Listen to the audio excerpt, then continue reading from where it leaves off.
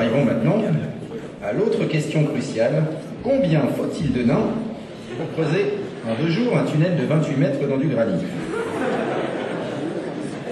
Il s'appelle aussi gestion du personnel minier en zone de creusement intensif.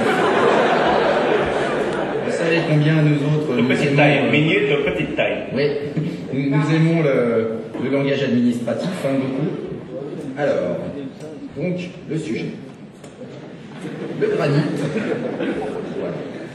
Le granit est une roche magmatique plutonique à structure grenue, c'est-à-dire entièrement cristallisée, formée par le refroidissement lent et en profondeur d'un magma issu de la fusion partielle de la croûte continentale. C'est une roche acide, composée principalement de quartz, de feldspath potassique, de plagioclase sodique et de mica.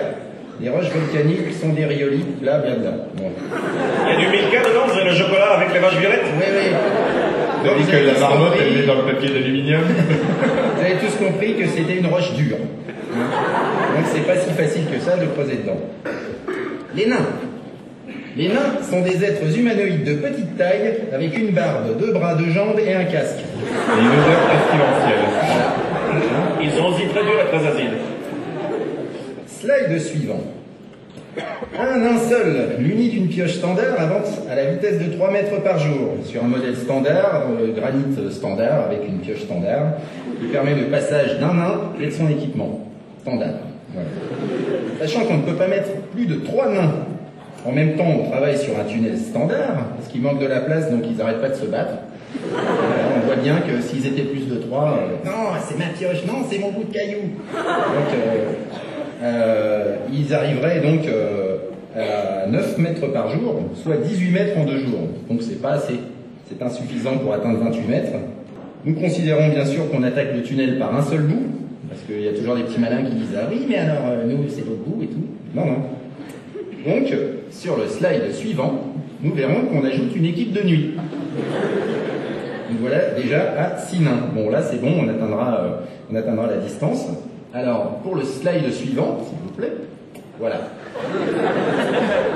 Il faut un nain pour approvisionner l'équipe en bière et en nourriture de façon régulière, afin que le travail ne s'arrête pas. Oui, ce qui nous ferait donc 2 nains supplémentaires, un pour le jour et un pour la nuit. Mais n'y a-t-il pas un facteur à appliquer au rendement de l'équipe de nuit? Parce qu'il est bien connu que les nains travaillent le jour et boivent la nuit. Chaque chose en son temps. D'accord. Je vous laisse continuer, professeur. Oui, oui. Voilà. Alors, il est évident qu'un nain quasiment inactif, celui qui apporte la bière, boira 4 fois plus qu'un nain au travail. Puisqu'il aura accès au tonneau, il sera donc ivre et inutile 4 fois plus rapidement. Ce qui fait qu'il devrait être remplacé plus vite qu'un nain qui travaille. Envoyez donc la diapo 6. En conséquence de quoi, un nain pour la journée ne suffit pas, considérant qu'il faut 4 nains par jour et 4 nains par nuit pour assurer le ravitaillement. Donc un par période de 3 heures en gros. Voilà, donc nous avons maintenant 14 nains. Professeur, peut-on tenir compte du fait qu'au bout d'un certain temps, le nain ivre-mort est laissé dans un coin dégrise? À ce moment-là, on peut peut-être le réintégrer dans l'équation. Non, mais non. En fait, parce qu'il va se battre avec les autres et tout, qui diront que c'est leur tour. Alors, ça va devenir compliqué. Vous allez voir, déjà, c'est largement assez compliqué.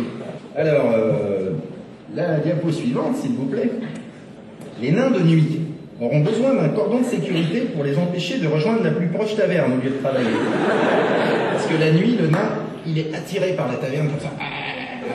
Même si on lui apporte de la bière, il va dire « Ouais, mais moi, non, en fait, je vais à la taverne. » Donc, on lui met un cordon de sécurité, donc 3 vigiles pour garder les nains de nuit. Mais qui garde les vigiles à ce moment-là? Parce que les vigiles sont des nains, ils sont attirés dans la taverne. Justement, très bonne question. Donc, nous avons besoin d'un manager de sécurité afin d'empêcher l'équipe des vigiles de rejoindre la plus proche taverne. C'est bien foutu quand même. Ah ouais, à cette étape-là, nous avons donc déjà 18 nains. Je pense que c'est une femelle naine qui, elle, ne boivent pas et qui se battent avec une boîte à vrire. Non. Autre question? Alors, nous devons considérer l'usure des pioches. Une pioche standard, en contact avec le granit standard, doit être régulièrement affûtée et réparée. Nous avons donc ici un tourneur de manche, en bas, et un forgeron nain, donc un pour chaque équipe, donc le jour et la nuit, ce qui nous fait 4 nains supplémentaires. Et slide suivant, s'il vous plaît. Alors, un autre facteur entre en jeu, les nains refusent de boire de la bière dans des shops sales. Alors, c'est pour eux une grave entorse à l'hygiène. Alors, c'est un peu bizarre. C'est la seule entorse à l'hygiène, d'ailleurs. Ouais. Oui, c'est un peu bizarre de la part de gens qui prennent un bain par an, mais c'est comme ça. La bière, c'est dans des shops propres. Donc, nous avons besoin d'un plongeur par équipe, soit 2 nains supplémentaires. Mais rappelons que les nains ont un sens de l'hygiène assez développé, puisque quand ils font la cuisine, ils se lavent toujours les mains après avoir manipulé les aliments. Ah oui, je m'en rappelle de ça. Voilà, envoyez donc la prochaine diapositive. Alors, tout se complique. Maintenant que nous avons ajouté des nains, il est clair que l'équipe des vigiles de nuit doit être doublée, afin d'équilibrer les forces pour empêcher tout le monde d'aller à la taverne. Nous ajoutons donc 3 vigiles et un manager de plus pour la nuit. Diapo suivante, s'il vous plaît. Vous avez tous compris qu'il devient évident qu'un nain seul ne pourra pas ravitailler tout le monde de façon satisfaisante. Hein.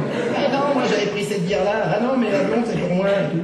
Il faut donc doubler l'équipe de ravitaillement de jour et tripler l'équipe de nuit, à cause des vigiles supplémentaires.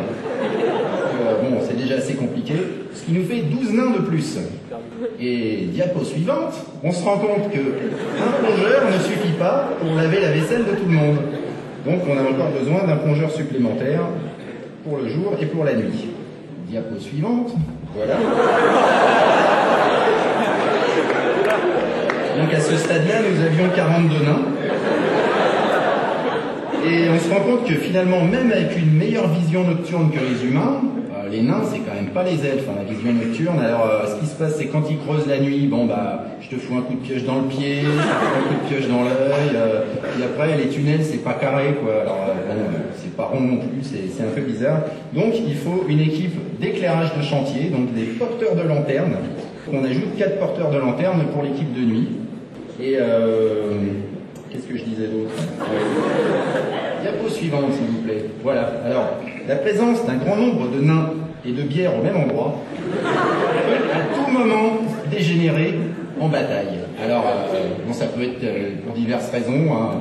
Oui, mais le tourneur de pioche, il a piqué le marteau du forgeron, et puis le manager, il est pas sympa avec les mecs et tout. Donc, nous avons besoin d'un guérisseur nain par équipe, un pour le jour et un pour la nuit, soit 2 nains supplémentaires. Conclusion. Pour creuser un tunnel de 28 mètres en 2 jours dans du granit, il faut 48 nains.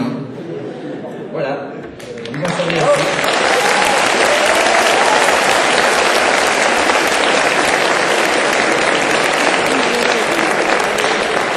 Et vous comprenez pourquoi chez les nains on sait très vite compter, parce que tout est très vite très compliqué.